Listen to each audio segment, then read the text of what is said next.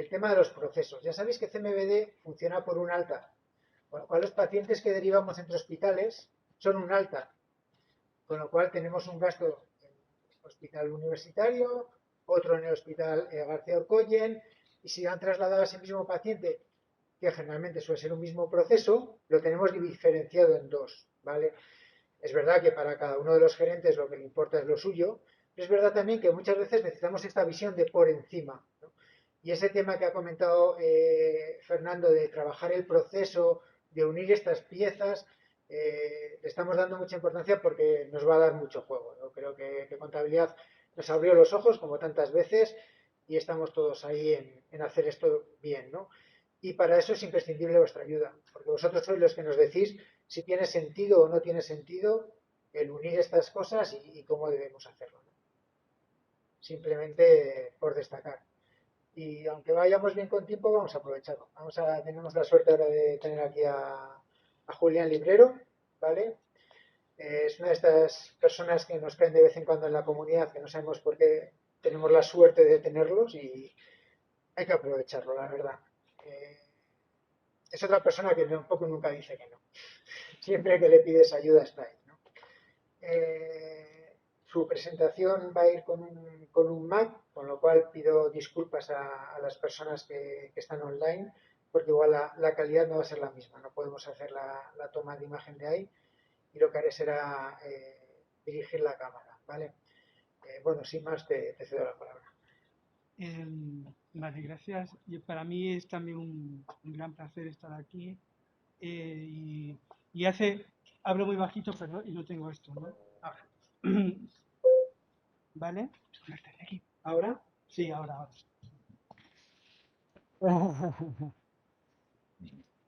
Vale, bueno, decía que es un placer que íbamos a hacer estas jornadas, ¿verdad? Justo en marzo 2020 y era con otro tema totalmente diferente, lógico. Entonces todavía no estábamos, somos una unidad pequeña, la unidad de metodología, supongo que conocéis que hacemos, damos servicio al conjunto de los trabajadores asistenciales, ¿no?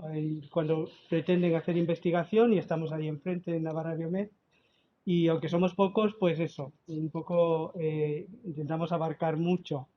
Y una de las conexiones que establecimos muy al principio fue con la unidad de Javier Gorricho, porque bueno, yo venía de esa tradición de análisis poblacionales y también quedé muy encantado de los sistemas de información, incluidos los de contabilidad analítica, que me parecieron excepcionales hace 6 años cuando llegué aquí, ¿no? Bueno, entonces en aquel lo que se nos planteaba hace en 2020 era otra cosa muy diferente relacionada con, con el síndrome precisamente, ¿m? Y ahí estábamos trabajando. Pero bueno, llegó esto y ya nos dedicamos bastante, como todos vosotros y vosotras, a esto, ¿no? Una de las primeras cosas que se nos encarga es cómo predecir cómo va a evolucionar la necesidad de camas, la necesidad de camas de UCI en la primera ola. Y la verdad bueno, en ese momento con muy poco conocimiento, pero bueno, suficiente parece ser, llegamos a hacer estimaciones bastante acertadas, ¿no? Y que luego incorporaron, y esta es un poco, pues en un momento, los dos escenarios que preveíamos y que se cumplieron, ¿no? Decirse que se cumplió, pues que estábamos ahí dentro de esos escenarios, ¿no? Y que iba a cambiar, y el momento en que iba a cambiar, eh, pudimos acertar en ese momento de gran incertidumbre, como sabéis, porque entre otras cosas, lo que se estaba detectando era, bueno, solamente una parte muy pequeña de lo que estaba ocurriendo en realidad. Fijaros, esto es lo que se diagnosticó en la primera ola, y lo que se diagnosticó en la segunda, ¿no? Y obviamente, y la distribución de edad era muy diferente, solo llegaba a la gente que estaba muy mal, ¿no? Y esto distorsionaba totalmente. Pero bueno, bueno, simplemente, como siempre, eh, ahí acertamos y lo que estaba claro es que contábamos con un entorno que estaba trabajando mucho y de manera muy intensa en generar información y buena información. Esa información fue mejorando. Esto es una cosa vieja, seguro, ¿no? Con los tablones posteriores, pero de aquel momento lo que estaba sacando la unidad eh, de, de análisis de... Y bueno, ¿y qué hicimos? Pues hicimos también un simulador, ya estudiando un poco más, con diferentes escenarios sobre cómo iba a evolucionar en función de si se reducían los contactos, si aparecía confinamiento, si empezábamos... Y bueno, más o menos era un simulador que estábamos adaptando, un simulador a los datos de aquí, un simulador que ya habían generado. Y lo que hicimos también ya entonces es todo esto incorporarlo en una plataforma pública que sigue actualizándose, que está aquí y que ahora se sigue utilizando, por ejemplo, para ver la evolución del número del índice de reproducción del virus, ¿no?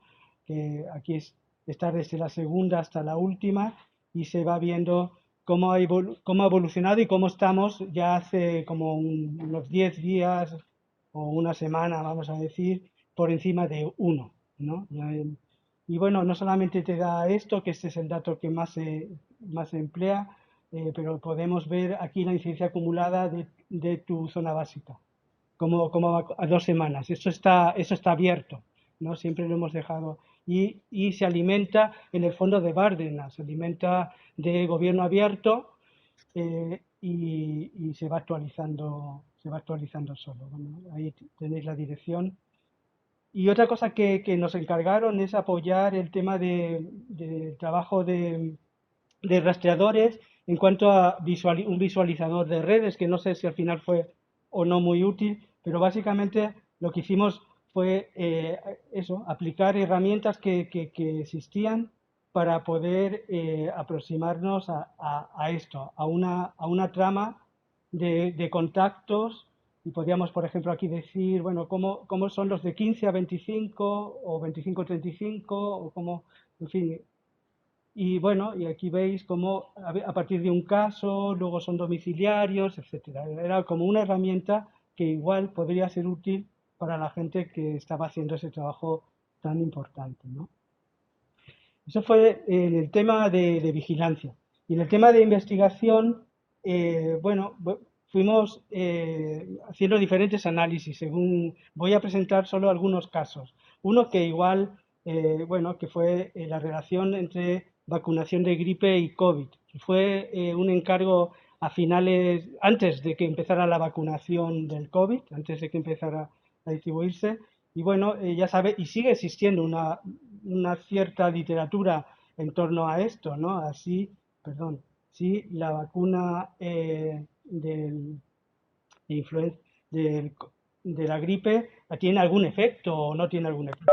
Nosotros está claro que era un dato importante a nivel poblacional porque seguro que, como sabemos, está marcando está clasificando a un tipo de población, ¿no? La que sea la vacuna. Entonces, de hecho, eh, bueno, este es un tema muy estudiado aquí. Esta es una comunidad donde la información sobre efectividad de las vacunas es puntera en eso, ¿no? Y ahí el Instituto de Salud Pública y con trabajadores sanitarios como una cohorte ya publican la no eficacia de la vacuna de la gripe para prevenir la infección de COVID.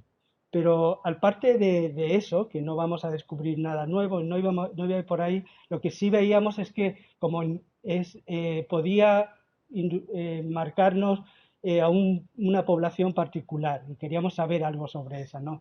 Es el típico sesgo de selección, la actividad preventiva, la gente que hace eso es diferente en su comportamiento a los que no hacen ese tipo de cosas. De hecho, el primer gran trabajo observacional sobre eficacia vacunal, que fue con Moderna, no, con Pfizer en, en Israel. Y ahí está gente que para nosotros son muy referentes en estudios observacionales y por eso lo pongo como caso. O sea, un potencial de este tipo de bases es la posibilidad de estudiar causalidad. Y ellos estudian causalidad con una base como esta, extraída, y así miden en longitudinal cuál era la eficacia de esta vacuna. Pero para medir esa eficacia, lo que tienen que buscar son grupos comparables, y entre los elementos que comparan, eh, aquí Miguel Hernández cuenta cómo cuando ajustaban solo por edad y sexo, cuando buscaban comparar vacunados, no vacunados, iguales en esas variables, veían que el efecto de la vacuna, supuestamente, comenzaba el primer día, algo que obviamente no es real, ¿no? O sea, hay un sesgo de selección por el hecho de vacunarse, y entonces, entre las variables que incluyen son la experiencia de los 5 años previos de vacunación en gripe. Cuando hacen eso y además el entorno en el que viven, y otro tipo de variables, cuando hacen un matching por todas esas, ya consiguen lo que ya se sabe, que es a partir del 14 día cuando las dos curvas difieren.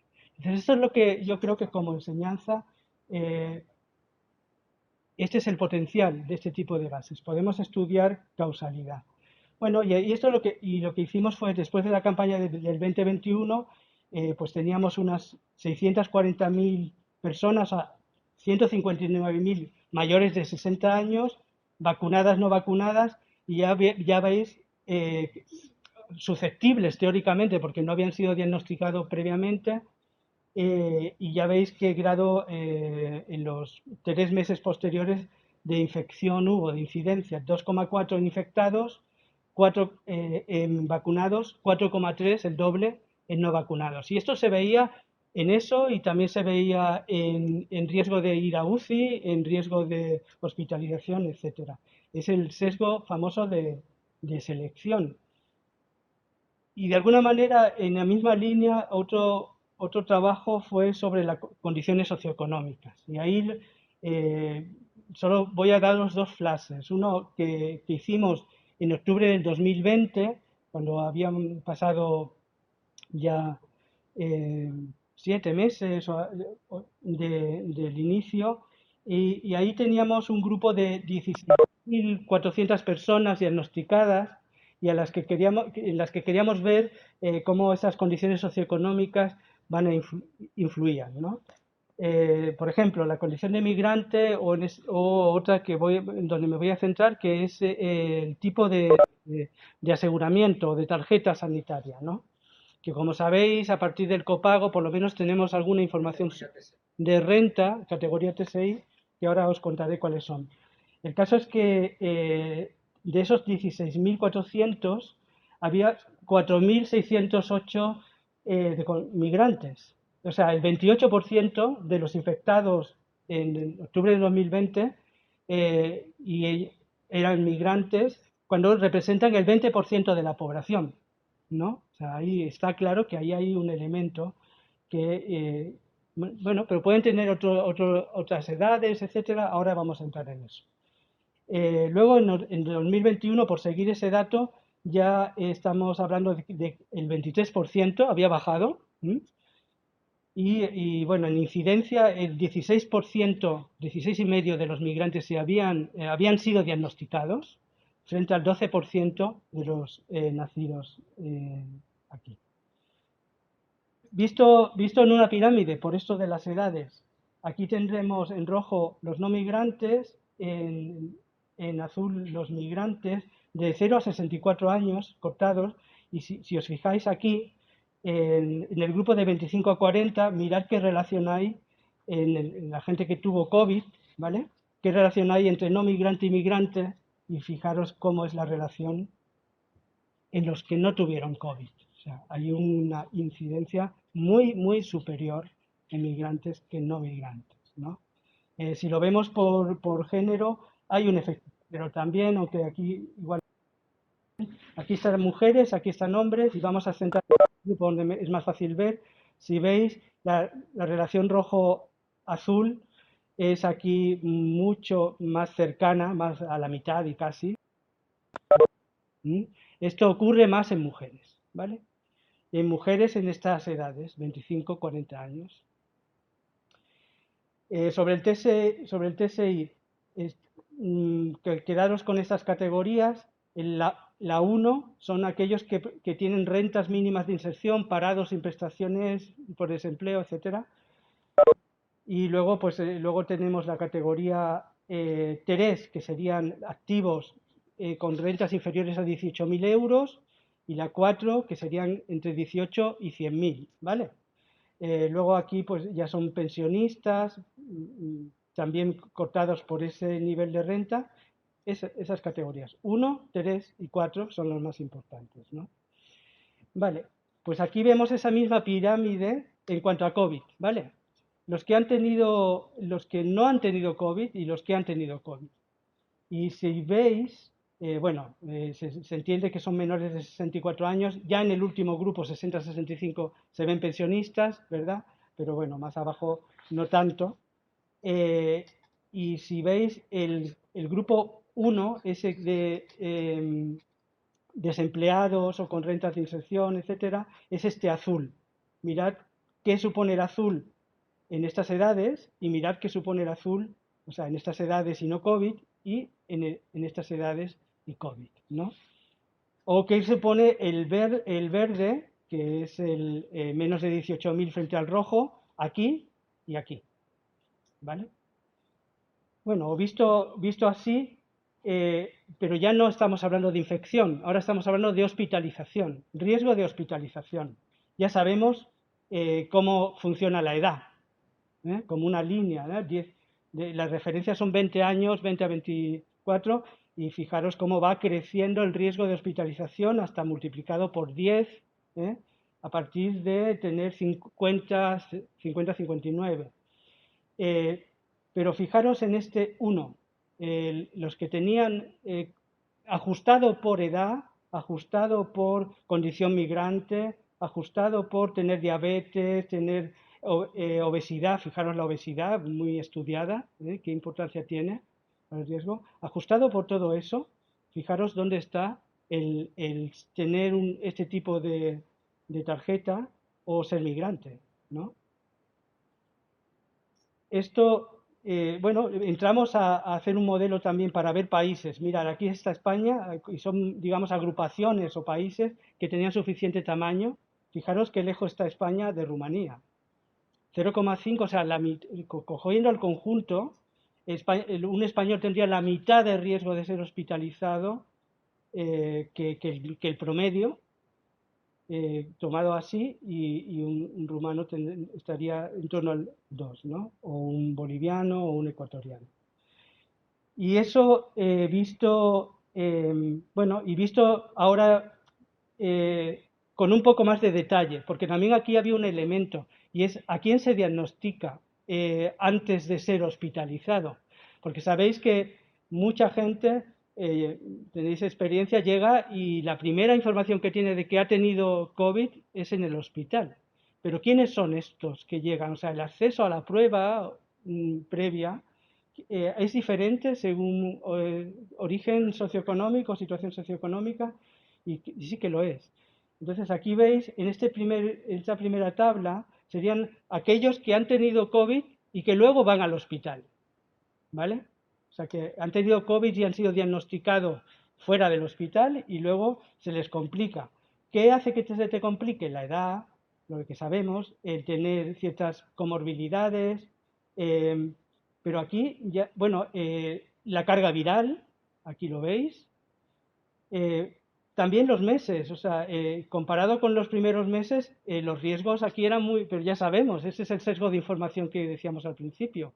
O sea, la probabilidad una vez diagnosticado voy al hospital, va disminuyendo bastante en el tiempo. ¿Por qué? No porque cambie el bicho, sino porque cambia el diagnóstico, ¿no? Y bueno, ¿y dónde está el TSI-1? Aquí. 2,4 veces más de si me diagnostican fuera, llega al hospital. Pero, pero de encontrarme ya el COVID en el hospital, 4 veces más que cualquier otro. ¿Vale? Y esto se ve sistemáticamente en las condiciones socioeconómicas. Luego, si vemos países, España, que no sería aquí la referencia, también es este punto rojo, 0,5, o sea, la mitad, ¿no? de los otros colectivos. Bueno, está claro que muchos han tenido el COVID, muchos más que los nacidos aquí, y luego que una última pregunta que se nos hacía era en torno a la vacunación. Y aquí también vemos que hay un diferencial en cuanto a la aceptación de la vacunación. Aquí vemos quienes se han negado o quienes no han contestado a la llamada del call center, ¿no? Y veis cómo efectivamente también hay un comportamiento diferente entre, bueno, pues eso, si estás en residencia, está claro, ¿no? Nadie se niega ni no contesta, pero bueno, hay colectivos de aquellos que se planteaban como prioritarios que son interesantes de ver, y luego, pues como hablábamos antes, la condición migrante también pues es más difícil de localizar, digamos, a las personas, o hay algún colectivo ya conocido, ¿no? Porque además se reproduce lo que ocurre en sus países de un rechazo mayor a la vacuna. Vale. Y luego, otra cosa en la que sí trabajamos, y gracias a disponer de estas inmensas bases, fue en la relación entre COVID y grupo sanguíneo. Y ahí con José Antonio. Y aquí lo que disponíamos es de la información de la gente que estaba registrada en el banco de sangre por eso, pues porque había hecho eh, porque había tenido alguna intervención quirúrgica o había hecho alguna donación o así, y en total 90.000 personas, y vimos en ellos si había una relación entre esos grupos sanguíneos ajustado por todas esas variables. Por ejemplo, veíamos que el grupo B está más presente en inmigrantes y por tanto ya sabíamos todo el sesgo que se podía cometer si no ajustábamos también por condición migrante, etcétera, etcétera, ¿no? Entonces, haciendo todos esos ajustes, llegamos pues a estas conclusiones, que ya son conocidas en la literatura. Hicimos también una búsqueda y una revisión, que enviamos también un metaanálisis sobre el tema con el grupo de Juan Herbiti. Y bueno, esto es lo que encontramos, que los que tienen cero tienen un riesgo de 0,95 de infección, es decir, un 5% menos. Es algo que es bastante consistente con todos los estudios buenos, y sin embargo no encontramos diferencias en hospitalizaciones, en ingreso en UCI, en mortalidad, una vez tenido COVID. O sea, si ya nos quedamos solamente de esos 42.000 personas que se estudiaron que tenían grupo cero, los 3.250 que habían sido diagnosticados, y los seguíamos hacia la hospitalización, el ingreso, la mortalidad, y comparábamos con los otros, ahí no encontrábamos diferencia. Y esto, por contra, el grupo A sería el que tendría más riesgo de infección, y de nuevo no encontrábamos diferencias y con un N bastante importante, aunque bueno, es algo controvertido todavía, no está del todo cerrado esto en la literatura. Pero bueno, básicamente viene a encajar con lo que se está viendo, ¿no? Y esto, hasta aquí.